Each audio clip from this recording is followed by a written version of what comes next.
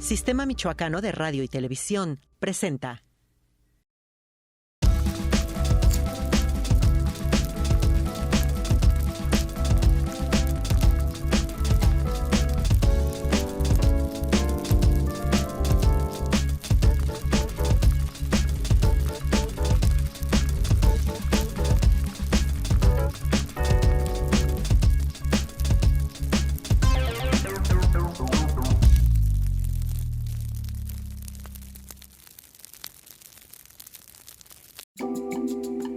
La situación política y social de su país le instó a emigrar hace más de 40 años. Se formó como socióloga en su natal Argentina. Después cursó un posgrado en crítica cultural en una universidad chilena. Y en México se doctoró en ciencias con especialidad en investigaciones educativas. Pero sus aprendizajes más importantes y profundos están en el contacto con la gente. Es conferencista, consultora para organismos internacionales y nacionales. Ha enseñado en universidades de Argentina, Chile, México y Venezuela. También es directora de área en la Comisión Nacional para la Mejora Educativa. Destacan entre sus cualidades la capacidad de adaptación, la confianza en las personas y una gran sonrisa que hoy nos comparte en La Fogata. Acompáñanos a conocer más de Graciela Concepción Mesina Raimondi. Académica, investigadora y sobre todo una persona convencida del poder de la palabra y sobre todo de las historias. Es por eso que hoy hemos invitado a la doctora Graciela Mesina a La Fogata para que nos cuente su historia. Muchísimas gracias, doctora, por estar con nosotros. Gracias. Gracias porque, está de visita en Morelia y aquí también en el Sistema Michoacano de Radio y Televisión. Y a mí me gustaría comenzar, por cómo llegó a México. Usted nace en Argentina, allá comienza su carrera, allá realiza sus estudios, pero ¿en qué momento se viene a México? Platíquenos. Miren, yo me vine a México en septiembre del 2001, pero en realidad yo salí de Argentina en el año 77. Ustedes se acuerdan que hubo un golpe de Estado en el 76. Yo en esa época tenía 29 años, trabajaba en la universidad como profesor, trabajaba como investigador en CONICET. Bueno, el golpe fue como un vacío, en una sensación así de encierro, de destrucción de mundo. Y yo que nunca había pensado en vivir fuera de mi país, y que no tenía ninguna experiencia en eso, me fui. Y me fui a vivir a Caracas, donde tenía amigos. Entonces, primero Venezuela. Primero Venezuela. Ahí estuve 4 años y después me fui a Chile. Y llegué a Chile en el 81, en plena dictadura de Pinochet. Tuve 9 años ahí, en ese proceso. Se hizo la democracia en el 90 y viví en Chile hasta el 2000, hasta el 2001. Y siempre se fueron encadenando sucesos para ir pasando de un lugar a otro, ¿no? La actividad profesional fue muy importante, siempre condicionó lo que yo estaba haciendo, pero también las relaciones personales. Usted es socióloga. Parece un poco obvio preguntar a qué se dedica un sociólogo, pero usted se ha enfocado mucho también a la cuestión de la educación. ¿Cómo ha sido ese proceso? Mira, yo empecé en sociología rural, o sea, había una beca para profesionales jóvenes y entré a la Secretaría de Agricultura y Ganadería de la Nación Argentina. Había un grupo que se llamaba de Sociología Rural, era un grupo de investigación, todos jóvenes. Yo empecé en el año 69, tenía 22 años.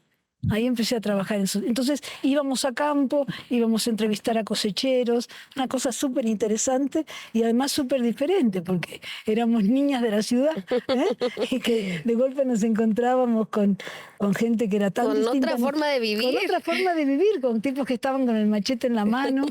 Y fue muy interesante. A mí fue un gran desafío. Realmente conocí otra cosa, ¿no? Además, anduvimos en mula, hicimos un trabajo de campo en zona aislada, en Salta, en el norte. Fue muy interesante. Así empecé. Pero cuando me fui a Argentina y fui a Caracas, no conseguí trabajo en sociología rural. Entonces empecé a trabajar en una universidad a distancia y empecé a hacer módulos.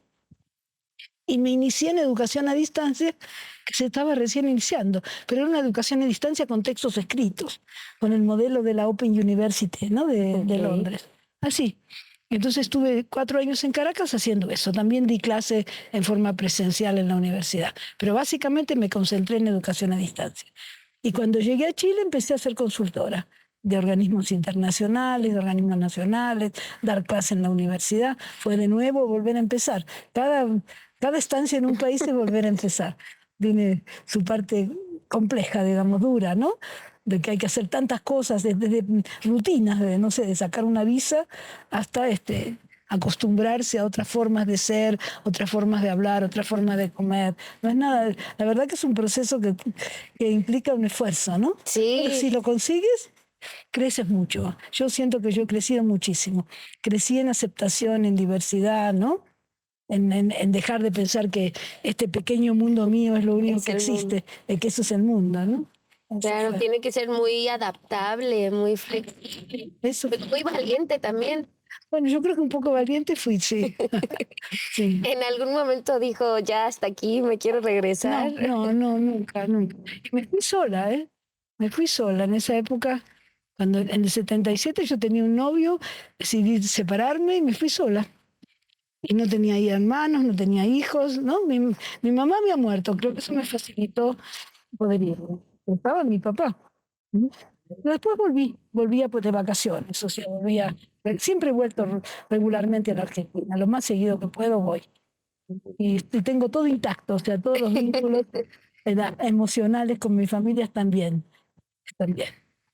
Y políticamente entonces también le tocó una época, pues lo que ahorita vemos como historia, ¿no? De nuestro Latinoamérica, esas revueltas, la convulsión política, los cambios, que bueno, parece que siguen muy fuertes. Igual. Sí. Sí, en Argentina sigue igual. Lo de Argentina es como una regresión ahora. Sí. Sí, hay un choque generacional muy importante, ¿no?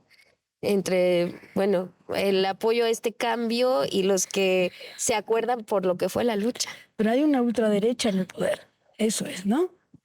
Y un presidente que realmente cuesta llamarlo presidente, ¿eh?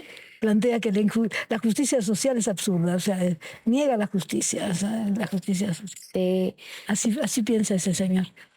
Claro, un extremo muy, pues que estamos viendo ahorita, ¿no? Estas peleas, estos contrarios, estos opuestos, donde parece que a veces no hemos sabido valorar la historia y Lo que pasa es que los jóvenes que lo apoyan, que es como la nueva derecha, es como que no saben lo que pasó, no saben lo que significó los desaparecidos, lo que fue todo este proceso político de los jóvenes de los años 70, ¿no?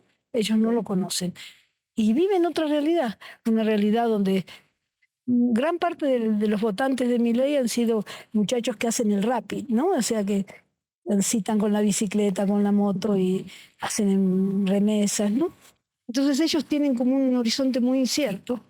Claro. Y Milei representaba esa rabia, ese resentimiento. Y evidentemente se identificaron con él. Es muy difícil de entender. A mí me cuesta mucho entenderlo. Porque es una cosa muy claramente anti todo, antilibertad, antiderechos, ¿no? Complejo. Sí, muy complejo entender lo que está sucediendo y a veces comprender las decisiones de algunas personas en lo político, pero no hablemos tanto de política. Lo que queremos es hablar de usted, que sí, como decíamos, le tocó atravesar todo este periodo y quizá fue uno de los motivos que le expulsaron. Me tocó vivir en 4 países. Pero es muy interesante eso, porque si realmente te permite, foguea, ¿no? Imagínate lo que es cada vez tener que resolver cosas de la vida cotidiana, encontrar trabajo, amigos, pareja, ¿no? ¿Y qué la vinculó a México? Porque dijo, en México me quedo. Mira, en México me quedé 22 años, pero en Chile me quedé 20. Okay. Y en Caracas 4. O sea, que lo más efímero fue Caracas, ¿no? Y cada vez se fueron dando cosas. Las cosas se van generando, no es que tú te lo planteas, ¿eh? Yo dije, me voy a quedar 22 años. Ahora, por ejemplo, me gustaría regresar a Buenos Aires, pero no es el momento. Realmente es un momento muy difícil. O sea, yo no conseguiría trabajo, ¿no? Pero me gustaría regresar, sí. Pero también me gusta México. México tiene para mí una vitalidad, una historia, una riqueza cultural que me gusta mucho. Pues yo le agradezco que esté en este momento aquí con nosotros. Tenemos que ir a una pausa, pero ya está encendida nuestra fogata y le invitamos a que se quede. Estamos en el Sistema Michoacano de Radio y Televisión. Volvemos.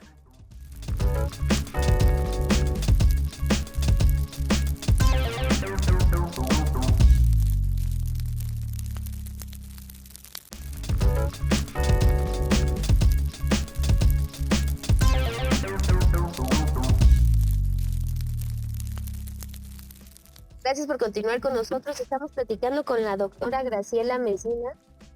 Ya nos decía ella que estuvo en los inicios de lo que es la educación virtual, que ahorita tiene tanto auge porque tiene muchos beneficios, ¿no?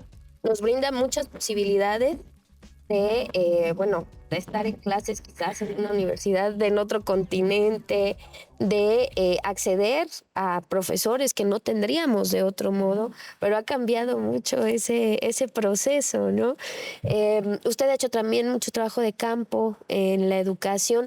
Platíquenos un poquito cómo ha sido ese proceso desde hace poco más de 5 décadas que comenzó en estas cuestiones de la educación. Yo cuando empecé, la verdad que sabía poco y nada. Uno, porque no se recibe y cree que sabe, pero no sabe, ¿no? Y empezamos haciendo encuestas y sintiendo esa ajenidad con el otro, que no sabías cómo acercarte. Y pronto me fui incursionando por la investigación participativa y por ser empático con el otro, pero todas cosas muy intuitivas. Y después, sí, fui formándome teóricamente en eso, ¿no? Okay. En investigación etnográfica, en otras formas de hacer investigación. Yo lo que creo que la clave para hacer investigación es realmente respetar a la gente con la cual tú estás investigando algo, no tratarlas como objeto de estudio, que a veces se dice, ¿no? O sea, sino que es un par tuyo con el cual tú dialogas y esos sujetos te presentan su realidad. También eso ha cambiado, ¿no? Antes, como dice usted, era el objeto de estudio. Ahora ya por lo menos son sujetos de estudio. Pero no solo sujetos de estudio, son gente que contigo van construyendo algo, ¿no? Yo un trabajo importante que hice fue con migrantes en Tapachula y en México. Fue una experiencia realmente muy desafiante, porque fuimos a albergues en Ciudad de México, y en Tapachula estábamos en 2 escuelas. Y lo que tratábamos de hacer era talleres de educación-arte. Okay. Que pensábamos que el arte era una manera más accesible para que la gente se abriera, ¿no? Nunca sabíamos, con los chicos de las escuelas sí, pero con la gente de los albergues no, podían tener un único taller y seguir su camino. Claro. Entonces cada taller era como autosuficiente, era autónomo respecto de los otros, ¿no? Fue una experiencia muy bonita, realmente. Y bueno, es un ambiente que tú dices, te cuesta aceptar el nivel de violencia que hay, ¿no? E incluso entre los migrantes y, por supuesto, de los aparatos, ¿no? Y de los narcos hacia los migrantes, ¿no? Es una cosa que yo aprendí muchísimo.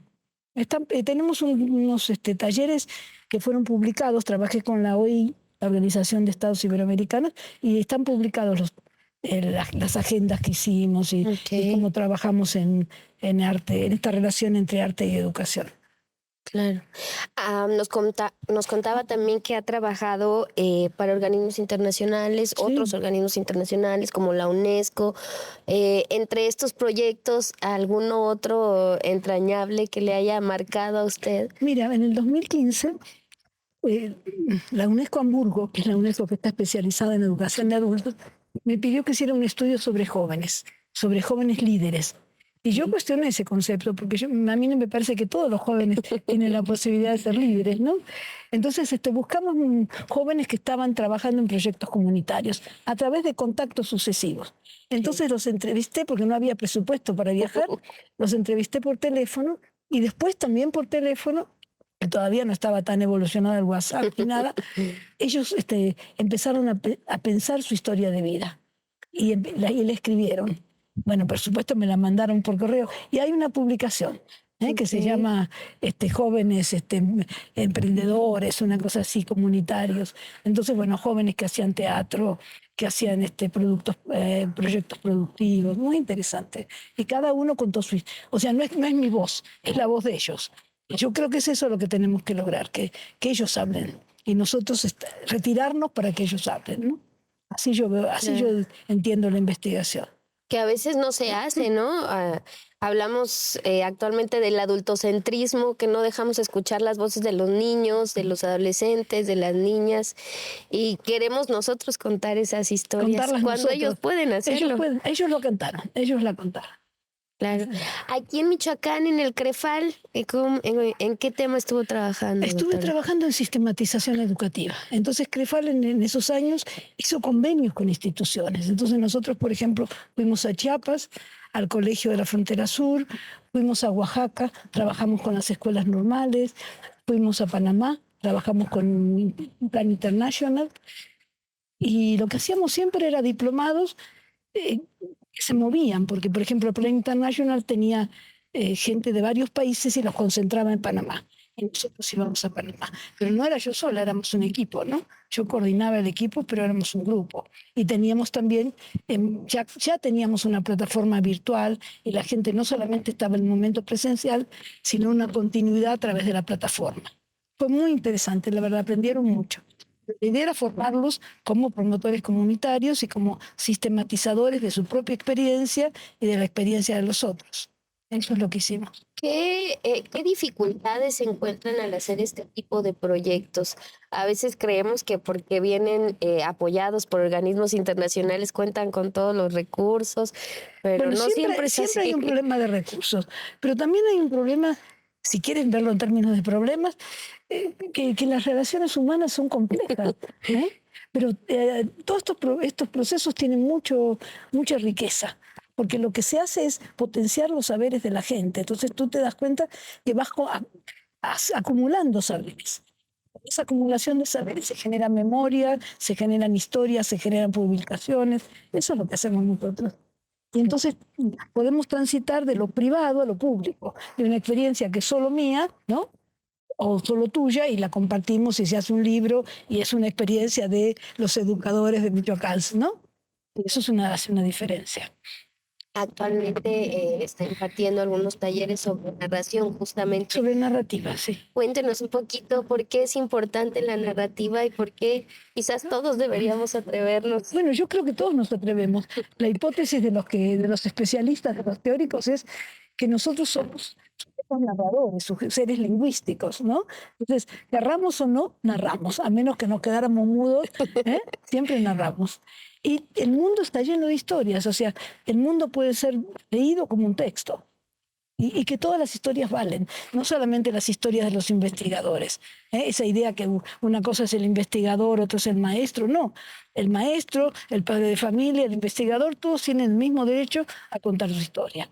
Y su historia vale, su historia es legítima. Ahí hay algo para aprender, algo para mirar, algo para observar, algo para revelar. La narrativa lo que trata de hacer es justamente desocultar procesos, mostrar cosas que están a la vista pero no se ven, no se visibilizan, ¿no? ¿Cómo empezar? ¿Qué es lo primero que usted hace con los alumnos? Bueno, por ejemplo, hoy lo que hice yo con ellos, eran todos profesores, que hicieran escritura libre. Ok. Y luego que la compartieran. Pero les pusimos materiales, entonces había pinturas. Y la gente increíble se acomodó y se puso a no solamente escribir, sino a pintar y a hacer como unos pequeños carteles. Y las mujeres pintaban más que los hombres. Los hombres solo escribían. Eso es lo que yo observé. Y cuando compartieron su texto, ya sea escrito o simplemente oral. Y las mujeres pasaban y compartían sus dibujos también. Doctora, ¿cómo ha sido este trayecto? Porque usted no solo trabaja con jóvenes, sino también trabaja con adultos. ¿Qué diferencias se encuentra en estos trabajos? Y bueno, ¿cómo se han modificado también con el uso de las nuevas tecnologías? Bueno, ya ni tan nuevas. Mira, a mí me parece fantástico lo de las nuevas tecnologías. Porque, por ejemplo, a mí el WhatsApp me permite conversar con mi familia. En un clima ya, educativo es todo, ¿no? Pero entonces la posibilidad de que yo todos los días tenga un rato de estar en Buenos Aires hablando con mis amigos, con mi familia.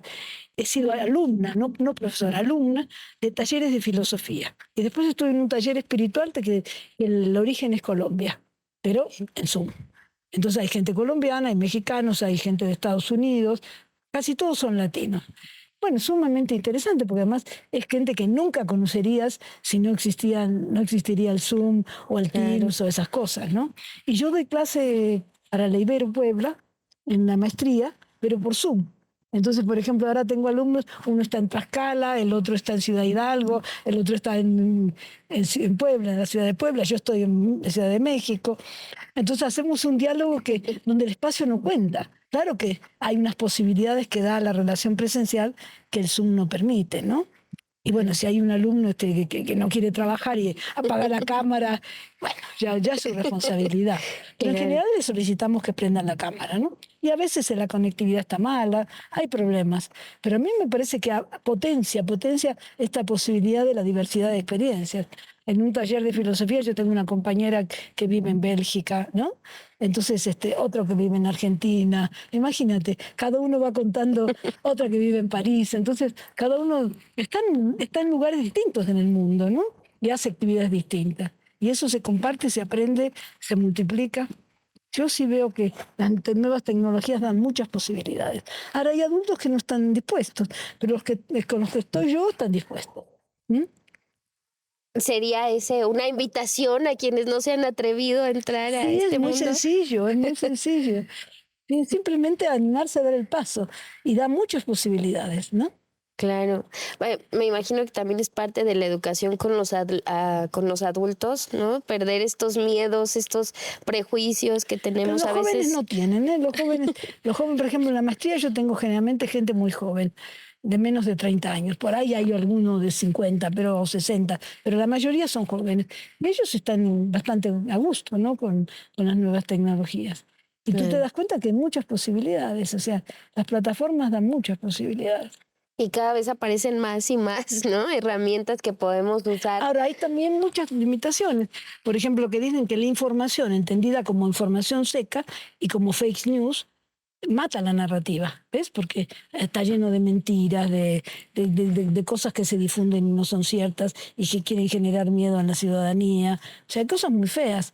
¿Eh? Claro. Estas plataformas de citas que por ahí tú crees que es un hombre y es una mujer, esas confusiones que las chicas, por ejemplo, la otro día las chicas, unas alumnas me decían, nosotros ya solamente nos relacionamos a través de las plataformas. Bueno, a mí me parece alucinante, ¿eh? Yo no podría, realmente, no me interesa. Me sigue pareciendo mucho mejor un encuentro presencial, ¿no? Que se da en el trabajo, qué sé yo, de cualquier manera, hasta en el súper, pero no a través de la plataforma, con ese catálogo, ¿no? Pero son maneras de ver el mundo. Yo lo que creo que hay que respetar a los jóvenes, que hay que aceptar que los jóvenes en algunas cosas piensan distinto, y ya. Y en algunas cosas yo me siento igual que los jóvenes. Por ejemplo, en esto de hacer una cita por la plataforma, no, ahí discrepo. Pero en otras cosas me siento muy cerca. Hemos perdido a gusto por la convivencia, por la charla, quizás. Yo creo que no. Yo mi experiencia con los alumnos y mi experiencia en los cursos en que yo soy estudiante es que hay una solidaridad lindísima. Yo ahora fui a Buenos Aires y entonces un día salí con el grupo de filosofía al cine, fuimos a comer pizza, otro día salí con el otro grupo, también fuimos a comer. No tengo esa sensación. No tengo la sensación. ¿Sabes que hay una tendencia catastrofista a decir el mundo está fatal? Yo creo que sí, que en algunas cosas el mundo está fatal, ¿no? O sea, hay mucha muerte, hay mucha lógica de guerra, pero también hay mucha potencia de vida. Entonces, es cuestión de cómo miramos y dónde ponemos el ojo, ¿no? Sí, y cómo usamos las herramientas, ¿no? Ellas ahí están, falta ver qué hacemos con ellas. Doctora, tenemos que ir a otra pausa. ¿Cómo no? Pero estamos en esta fogata, rellenamos nuestro café y regresamos. Quédese con nosotros.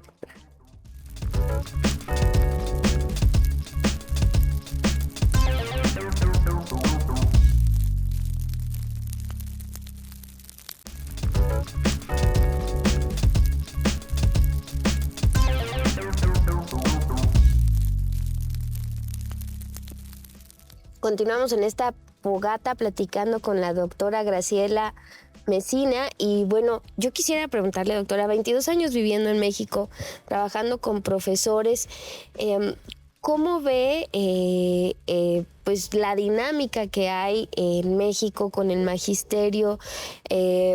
últimamente se han implementado cambios también, ha habido ciertos grupos renuentes, otros que, bueno, se están justamente preparando para estos cambios. Platíquenos un poco de su experiencia trabajando con ellos. Mira, lo primero que yo creo que es importante con respecto a los maestros y con respecto a cualquier cosa es no generalizar. Tú no puedes decir, los maestros no sirven para nada, los maestros no trabajan o los maestros son muy buenos. Yo creo que hay una gran diversidad de maestros. Y hay un grupo de maestros muy comprometidos. Ahora justamente en el grupo que estaba ahí, hay maestros que coordinan redes docentes de hace 10 años, 15 años. Esa gente está muy, muy, muy comprometida con lo que hace y buscando crear saber y que el saber se multiplique. Y también hay maestros, y no sé, yo no podría cuantificar quiénes son más o menos, que están más centrados en que su trabajo es simplemente un trabajo. Y que buscan hacer cursos para tener puntaje y tener puntaje para que esto redunde en un mejor salario. Pero eso no es la mayoría de los maestros, son algunos maestros.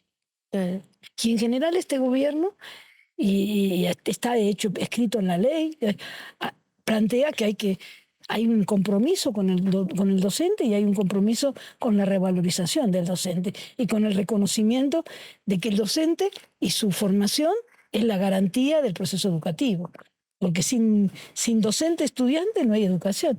La Claro. educación es ese vínculo y ese aprendizaje y ese intercambio y ese encuentro. ¿Sí? Claro. Entonces, ha habido un esfuerzo desde la asunción de Obrador muy explícita por generar una reforma educativa que valora la figura del docente. Y ha habido muchos esfuerzos para promover la formación docente. ¿Tú te acuerdas que había un Instituto Nacional de Evaluación Educativa que Obrador disuelve, se disuelve, digamos, por ley, en noviembre del 2019? Justamente ese organismo junto con CEP evaluaba a los maestros, pero los evaluaba y había consecuencias laborales. Entonces se disuelve esa función, ese organismo, y se crea una comisión presidencial que se llama Comisión Nacional para la Mejora Continua de la Educación. Yo trabajo ahí. En este momento yo estoy hablando a título personal, pero trabajo ahí. Y esa comisión, que se llama, las siglas son Mejoredu, ha hecho una apuesta a la formación docente continua. Pero una apuesta muy intensa. Por empezar a regularla, o sea, salir de la idea de una capacitación externa, que yo te doy un cursito suponiendo que tú no sabes, sino que intentar generar espacios de formación donde se recupera el saber del sujeto.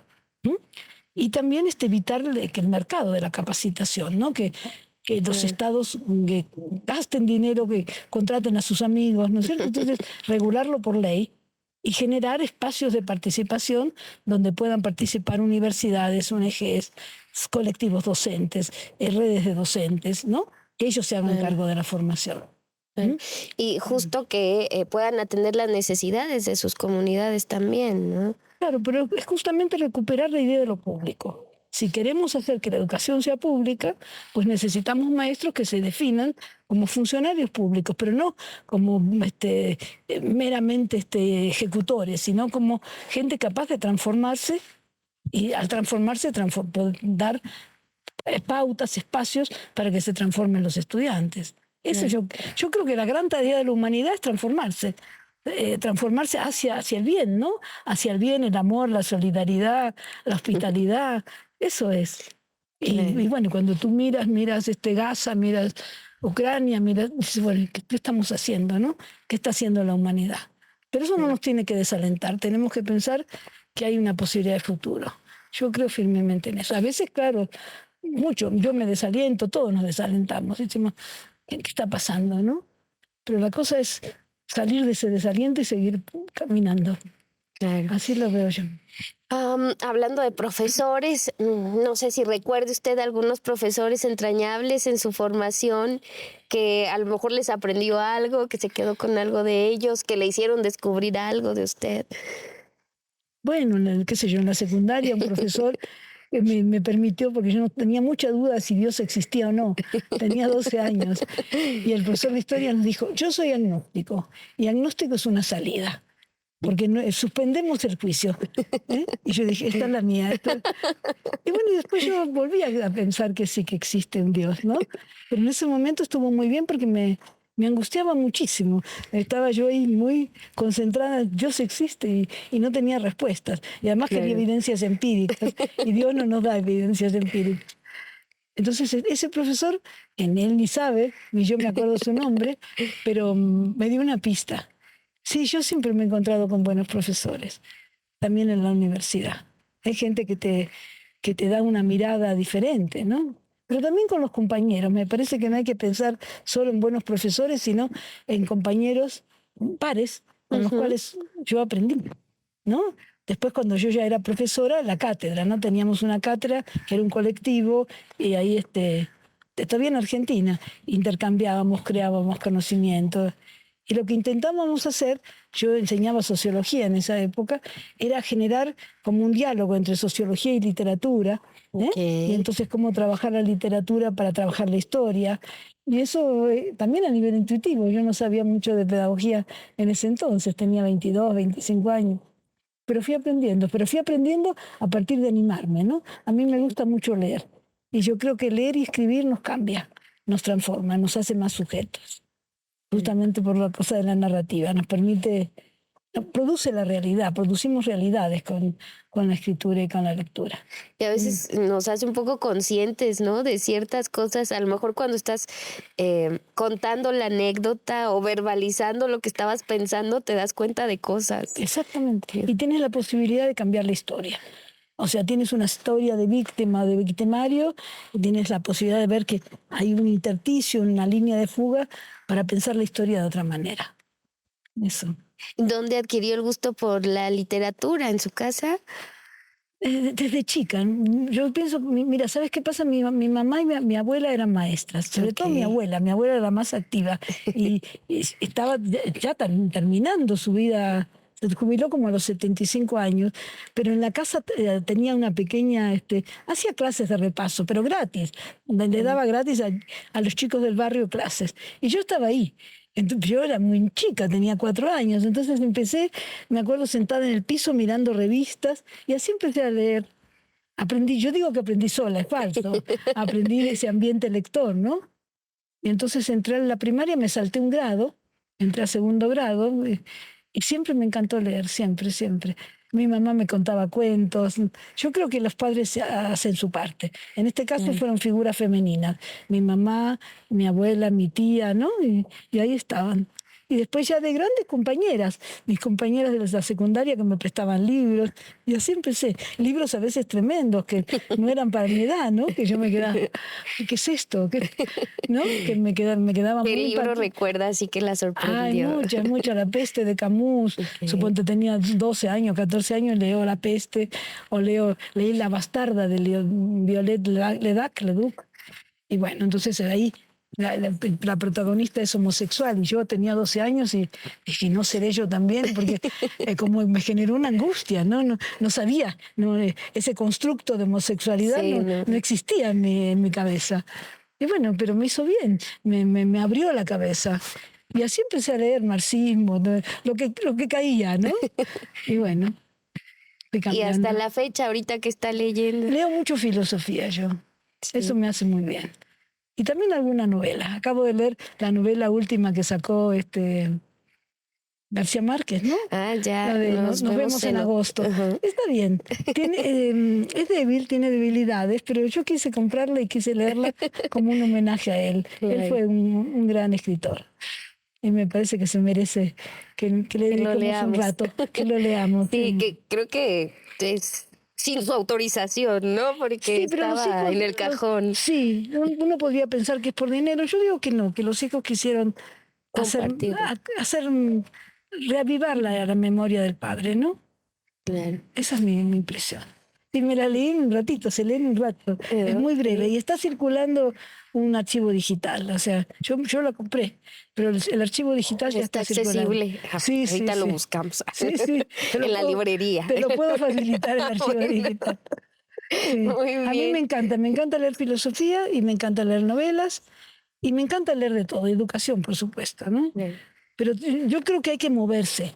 Justamente cuando yo tengo que dar un curso, leo algo que no tiene nada que ver y encuentro una clave, ¿ves? O sea, buscar las claves en donde no están. Algo que hace clic ahí con la Exactamente, teoría, sí, ¿no? exactamente. Y aceptar lo imprevisible. Nosotros como sujetos humanos tenemos que aceptar lo imprevisible, o sea, dejarnos fluir con lo que está sucediendo, no tener una No definición querer el control de todo. de toda la vida, ¿no? De toda la vida, de toda la profesión, de todo el mundo, ¿no? Cuando el mundo está tan diverso y tan duro, ¿no? La única manera de ser sobreviviente yo creo que es eso, es ver lo bueno, y lo demás, ahí está. Llegó usted muy joven a la investigación. Tenía 22 años, me recibí de 21. Me salté un año también, me salté un año del colegio secundario, me salté allá secundario con la media superior. Okay.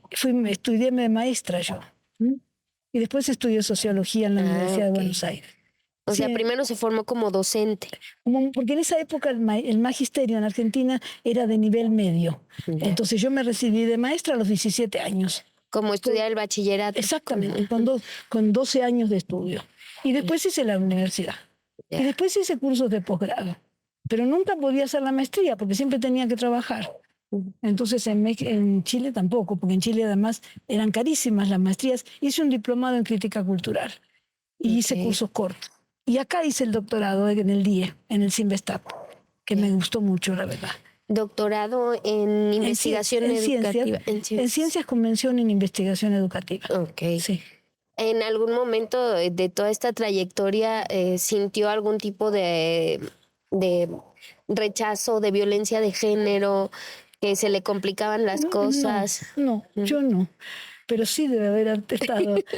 Yo hasta los 30 años no me daba cuenta que era mujer, porque yo pensaba que éramos iguales. ¿Sí? Entonces, la cosa feminista empezó en mí cuando me fui a Venezuela. Porque en Venezuela entonces me empecé a dar cuenta que las mujeres no iban a un restaurante, en esa época, estoy hablando del año 77, no iban a un restaurante a comer solas. Era mal visto. Era mal visto. Entonces decían, ¿cómo salen solas? Yo decía, pero no solas, somos 3 mujeres. No, pero no había un hombre en la mesa, ¿entiendes? Okay. Era mal visto y era peligroso. Había habido algunas turistas francesas que las habían en la playa por estar solas, o sea, no era ningún chiste, ¿no?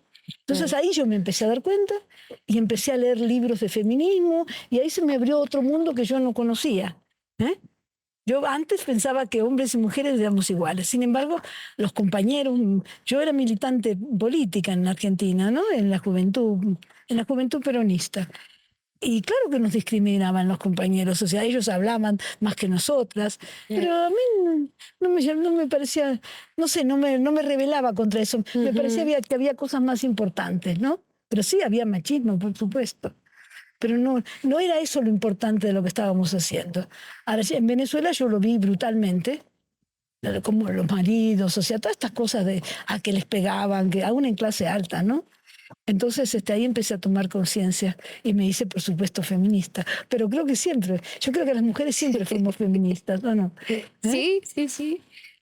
Pues es parte de, ¿no? Y más cuando tenemos ciertos pues privilegios, por llamarlos de alguna forma, la educación. La educación es un privilegio.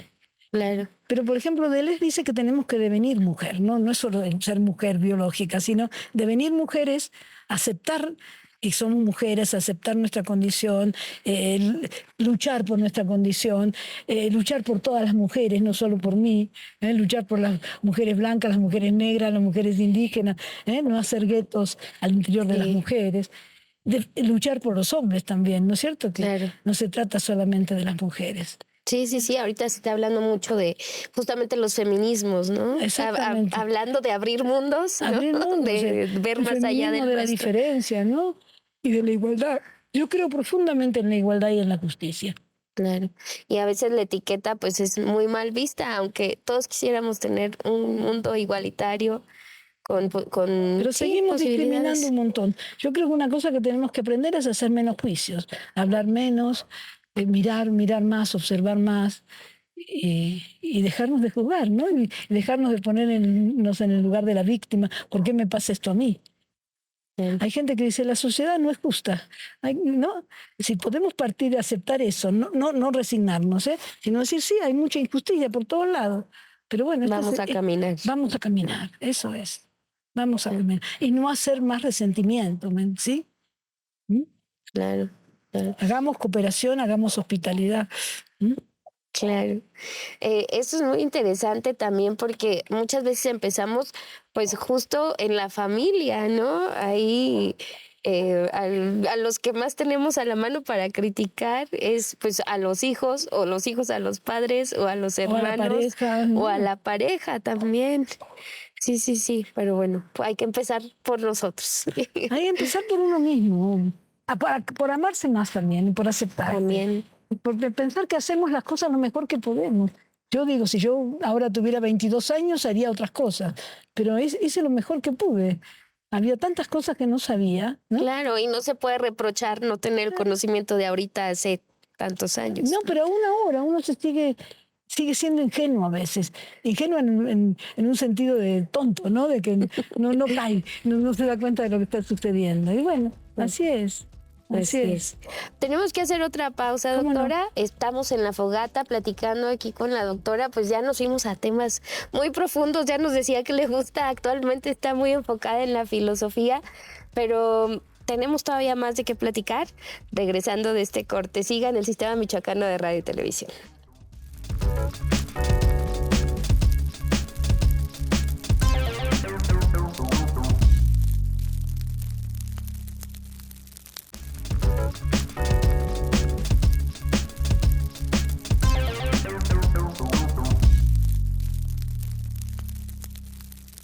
Seguimos en esta fogata platicando con la doctora Graciela y a mí me gustaría preguntarle qué le gustaría a usted cambiar. Ya lo decía, uno de los propósitos de la humanidad pues es transformarse del ser humano.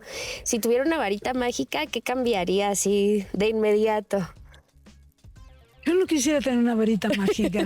Mucha responsabilidad. No, quisiera que cada uno se asumiera a sí mismo.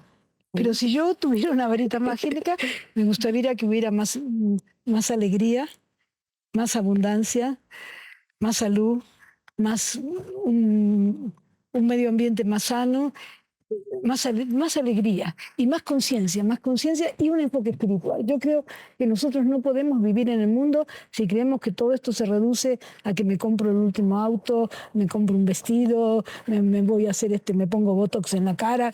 Esa no es la vida. Lo que necesitamos es realmente que nuestros insights intelectuales se combinen con un enfoque espiritual. A mí me parece que eso es lo único que nos puede preservar como humanidad. Porque la humanidad se ha deshumanizado, y se ha deshumanizado justamente porque se ha separado de lo sagrado. Y no estoy hablando de la religión, estoy hablando de las religiones. Estoy hablando de un enfoque de pensar que Dios está en todas las cosas y que nosotros somos parte de Dios. Y puedes llamarlo Dios, providencia, no sé, ponerle el nombre que quieras. Pero que hay cosas hay misterios y hay principios que nos superan, que no necesitamos desentrañar, pero que necesitamos confiar. Confiar en la bondad, confiar en la generosidad, confiar en el bien común, no querer anteponer lo particular a lo común. Si yo tengo algo que defender, bueno, pensar, bueno, ¿qué te pasa a ti? Yo les daba hoy un ejemplo en la sesión, que yo te manejo, ¿no? Entonces hay algo que solamente pasa en México. Yo voy caminando así con el auto y viene un auto acá que quiere doblar para acá. Entonces, en vez de esperar que yo pase y doblar atrás mío, acelera, está a punto de chocarme, sí, y pasa por adelante. Entonces, es un acto de prepotencia total, ¿no? Innecesario, además, que un día le puede salir mal y realmente me choca. Entonces, ¿por qué no esperar? En Argentina realmente sí, la gente no hace eso. Si quiere doblar, dobla, después deja pasar al que está adelante. No hace esa manganeta. ¿Me entiendes? Y eso me parece que no es solamente un acto de manejar, que es un acto ético, ¿no? Ya, ¿por qué hacemos esas avivadas, no? Sí. Que no respeto la regla de tránsito, que sé que no tengo prioridad, pero meto la camioneta, ¿no? Eso pasa todo el tiempo. Entonces yo creo que para mí es una gran observación observar el tránsito, porque y señores, ¿no? Señores grandes que hacen esas cosas. Pero se ve que están ensimismados y tienen que ganar, están más apurados que ellos piensan que tienen que ganar. Lo mismo hacen con los peatones, ¿no? esquinas en que estamos todos ahí esperando y ellos ¡tum!, pasan volando, ¿no? Y no hay semáforo. Entonces tú dices, ¿por qué? ¿Qué necesidad tienen de hacer eso? En las puertas de un hospital, ¿eh? Y pasan aceleradísimo. Creo que esos pequeños hechos de la vida cotidiana nos dan muchas pistas acerca de que tenemos que pensar de otra manera el mundo, de una manera mucho más amorosa. Pero hay mucha gente muy amorosa. Yo, que viajo bastante y viajo sola, siempre me encuentro con alguien que me quiere ayudar, que me quiere subir la maleta, ¿sí? La gente es así. Me he caído, me han levantado. Sí, hay mucha gente buena. Y hay que pensar, hay que creer en eso, hay que confiar. Esa sería Eso es lo que si pudiera tener la varita, pero no quiero la varita, porque la varita es de nuevo alguien que nos salva. Tenemos que nosotros, cada uno, tener su varita. Salvarnos. Sí. Claro. No salvarnos, cambiar. ¿Cómo ve la investigación en México? Bueno, en México y en el mundo, la pandemia nos dio pistas de que algo está sucediendo, ¿no? Y se concentra muchas veces por muchos factores económicos, por hegemonías, por diversas cuestiones. Están concentrados a veces pues el conocimiento, las tecnologías. Pero en México, ¿cómo estamos en este sentido? Yo creo que hay muchísima investigación. Por supuesto, la investigación se concentra en las grandes ciudades, en las grandes universidades. Hay sectores elitistas en la investigación, pero a mí me parece que la investigación es un gran bien, porque lo que necesitamos nosotros es más conocimiento. Ahora, el punto es, ¿al servicio de qué? Si nosotros vamos a poner el conocimiento al servicio de los robots y al servicio de la guerra, pues no sirve para nada. Yo veo que hay investigaciones que está bien. Yo estuve ahora en el Congreso de Investigación Educativa, que se hace cada 2 años, se hizo en Tabasco en noviembre, en los primeros días de diciembre. Había muchísima actividad, hay mucha gente y muchas cosas interesantes. Yo creo que nosotros tenemos que hacer una apuesta a la ciencia y la tecnología, pero ponerla, que el hombre esté primero, no que nosotros empecemos a depender, como ves que la gente va con el celular así, y por ahí te choca porque va mirando el celular, o se golpea, ¿no? Esos memes que hay de esos chistes. No, son ciertos. Que son ciertos. Bueno, entonces tenemos que tener una cierta mirada crítica con respecto a la tecnología. Pero claro que la tecnología y la ciencia y el saber son fundamentales, ¿no? Claro. Doctora Graciela, pues yo le agradezco muchísimo que nos haya acompañado en esta fogata. Nos encanta tener a personas como usted que tanto trabajan y tanto aportan a nuestra comunidad y a nuestra sociedad. Pues le dejo la cámara, es suya, por si tiene algo que compartirnos a los michoacanos, a las michoacanas, y pues agradecerle mucho. Nada, que yo digo que el purépecha es una lengua dulce, es poética, y que Michoacán es un estado maravilloso. Yo lo conocí en el año 91, fue la primera vez que vine a Crefal y a Pátzcuaro, y me encantó. Y creo que ustedes tienen muchas potencias aquí, mucha diversidad. Entonces sigan trabajando en eso. Pero confíen en que el bien es más fuerte, como decía el Papa. Confíen en eso. No tenemos, hay noticias siempre que nos asustan, nos amedrantan, pero no tenemos que creer en eso, tenemos que confiar en que hay por venir. Esa sería mi palabra. Muchísimas gracias. Nos quedamos con estas palabras, pues justamente de esperanza y de la responsabilidad de transformarnos y transformar lo que hay a nuestro alrededor. Tenemos esa posibilidad, aunque a veces nos cansemos, como decía nos usted, cansamos, a veces nos desanimamos, ¿no? Pero bueno. Pero ahí está la posibilidad y pues mientras haya vida, aquí estamos para eso. Muchísimas gracias, de verdad. A ustedes por darme este espacio. Gracias a ustedes por habernos acompañado en esta fogata. Los esperamos la próxima. Recuerde que en el Sistema Michoacano de Radio y Televisión nos puede seguir también a través de nuestra plataforma de YouTube, donde puede dejarnos sus comentarios, preguntas y pues todo lo que quieran también decirle a nuestros invitados, se los haremos llegar. Hasta la próxima.